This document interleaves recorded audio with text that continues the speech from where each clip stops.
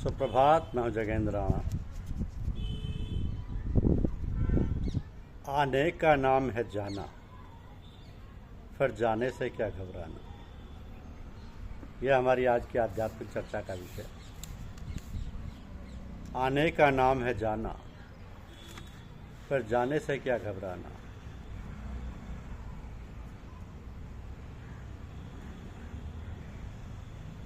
परम पूज्य गुरुदेव के चरण कमलों की वंदना कर लेने से अंतर में परम गुरुदेव के भव्य रूप की झांकी का दर्शन हो जाता है। केवल इतना ही नहीं, वरन सत्संग के सभी भक्तजनों से एक आंतरिक संपर्क स्थापित हो जाता है और सबकी वंदना करने का परम सौभाग्य प्राप्त कर कृतकृत्य हो जाते हैं। इधर पिछले अंतरकाल में अनन्य प्रतिष्ठित एवं सम्मानीय विभूतियों ने इस नश्वर संसार से विदा ले ली। इस सत्संग परिवार के समस्त श्रद्धालु ऐसी सभी विभूतियों के चरण कमलों में अपना शीश नवाते हैं और आपकी ब्रह्म स्वरूप स्थिति आत्मा के आशीर्वाद की आकांक्षा करते हैं। परम पूज्य साहब जी कहा करते थे कि आने का नाम है जाना, पर जाने से क्या घबराना। ये तो जीवन का सत्य है कि जब जन्म हुआ है तो मृत्यु भी निश्चित है। कौन कब चला जाएगा ये केवल उस परम पिता परमात्मा को ही पता है। आगे पीछे सभी को जाना है एक दिन। बस जन्म से मृत्यु तक का जो समय मिला है उसका सदुपयोग कर लें, वही जीवन की कमाई है। सत्संग बड़े भाग्य से मिलता है और उससे भी अधिक भाग्यशाली वो है जिनको पूज्य गुरुदेव का दर्शन हुआ है, सानिध्य प्राप्त हुआ है। तो हम सब बड़े भाग्यशाली हैं जिनको पूज्य गुरुदेव के दर्शन ही नहीं वरन उनकी वाणी का प्रसाद, उनके शरीर का स्पर्श तथा उनका व्यक्तिगत संबोधन प्राप्त हुआ है। अब कितनी भी वंदना हम पूज्य गुरुदेव के चरण कमलों की करें, कम ही रही। हमारे प्रियजन जो इस संसार से चल बसे हैं, हम उनसे बिछुड़ गए। हमें उनकी याद आती है क्योंकि हमारा जीवन उनसे लंबे समय तक जुड़ा रहा। उनकी बातें याद आती, जीवन की परिकल्पना, उनके साथ बिताए हुए सुख दुख की घड़ियाँ स्मृति पटल पर यदा कदा छा जाती हैं। इन सबसे परे एक सत्य और भी है, वो ये है कि जिनको इस संसार से छुटकारा मिल गया वो इस भव बंधन के सागर से, आवागमन के चक्कर से, अनन्य प्रकार के रोगों तथा मोह माया के चक्करों से मुक्त हो गए। तो इस प्रकार उनकी आत्मा जो परमपिता परमात्मा की अंशी है, उस परमानंद से जा मिली, अपने सतगुरु देश पहुँच गई जहाँ परम शांति है। वो आत्मा तो आनंद है, प्रफुल्लित है। हम सब आपकी उस परम दिव्य आत्मा की बारंबार वंदना करते हैं। समय कब करवट लेगा पता नहीं। यही तो उस परम प्रभु की लीला है। इसलिए हमें जो भी अवसर मिले जीवन में परम गुरुदेव के स्मरण करने का अवश्य कर लें। ये सुअवसर हम भंडारों में हमें अवश्य मिल जाता है, जहाँ पर अनन्य भक्तजन एक स्थान पर एकत्रित होकर एक भाव से अपने गुरुदेव का यशगान करते हैं। ऐसे भंडारों पर अपने बुजुर्गों का भी खूब आशीर्वाद प्राप्त होता है, खूब आनंद की वर्षा होती है। हमारे सत्संग के जो वरिष्ठ भक्त हैं वह ऐसे भंडारों में पधारते हैं तो उनका भी आशीर्वाद हमें मिलता है। ऐसे वरिष्ठ भक्तजन जो 75 वर्ष अपने जीवन में अग्रसर हैं और अमृत कलश से ओतप्रोत हैं, ये हम सबका परम सौभाग्य होगा कि ऐसे वरिष्ठ जन का आशीर्वाद प्राप्त कर अपने जीवन को धन्य बना सकें। ऐसे सभी भक्तजनों का अब भी उसी प्रकार उसी रंग में रंग कर हम सब अपने गुरुदेव को क्यों न रिझाएं। उस ब्रह्म स्थित स्वरूप की परिकल्पना में उसके चरण कमलों की वंदना कर लें सब मिलकर। तो तो इस प्रकार एक परंपरा बन जाएगी, एक संदेश जाएगा भावी पीढ़ियों के लिए कि ऐसा युग एवं पवित्र वर्ष, या कहें कि पवित्र पर्व वर्ष प्रतिवर्ष नई ऊर्जा एवं नए उत्साह से मनाने का। पूज्य गुरुदेव के लिए 108वीं जयंती पर्व मनाने का एक अनोखा उत्सव हुआ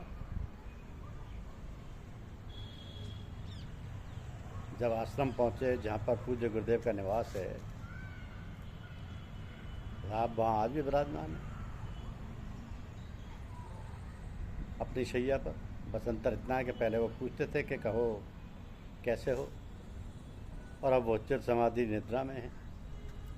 हम सब चरण स्पर्श कर गुरुदेव का आशीर्वाद प्राप्त करते हैं। तो पूज्य गुरुदेव की इस बगिया को पुष्पित, पल्लवित और सुगंधित बनाए रखना भविष्य की आने वाली पीढ़ियों पर ही है।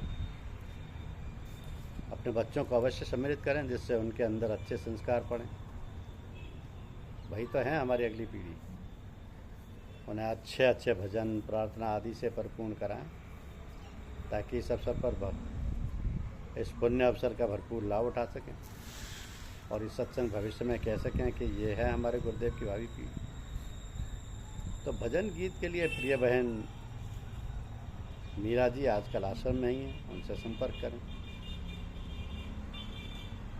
उनका स्थायी निवास आश्रम में है, वो सही दिशा निर्देश दे पाती हैं। तीसरी बात यह है कि इन श्वासों का आना जाना कब तक का है कोई नहीं जानता, इसलिए कम से कम इस अमूल्य अवसर पर हम अपने वरिष्ठ भक्तजनों को मार्गदर्शन तथा उनका जीवन पथ अनुसरण कर अंतर में प्रेरणा की ज्योति प्रज्वलित कर सकें। साहब का नूतन जन्मदिन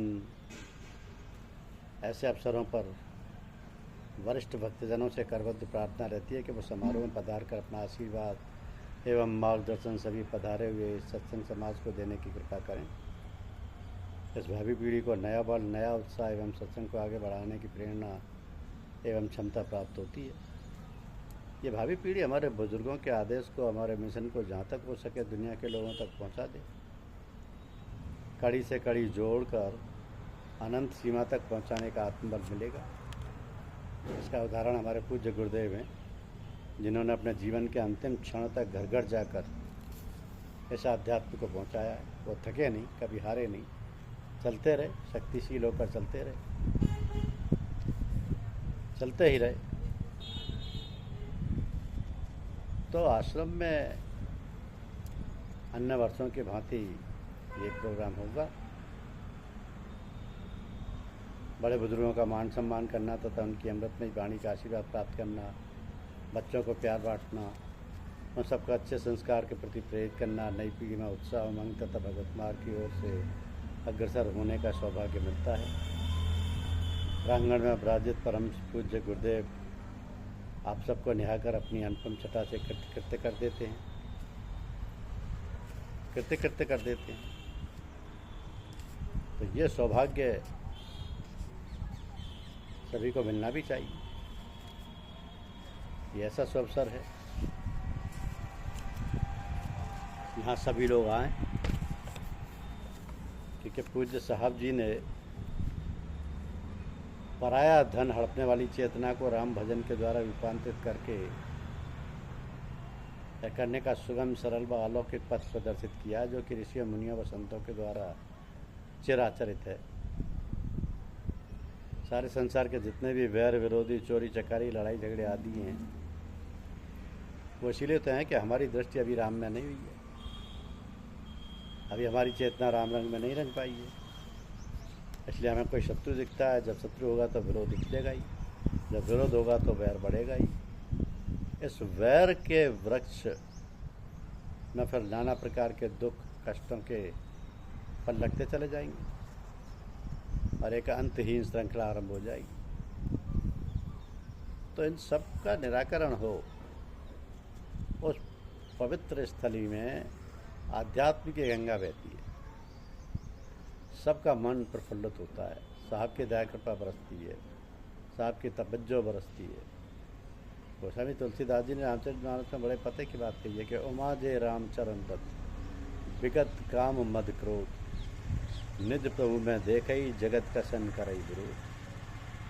धन्यवाद।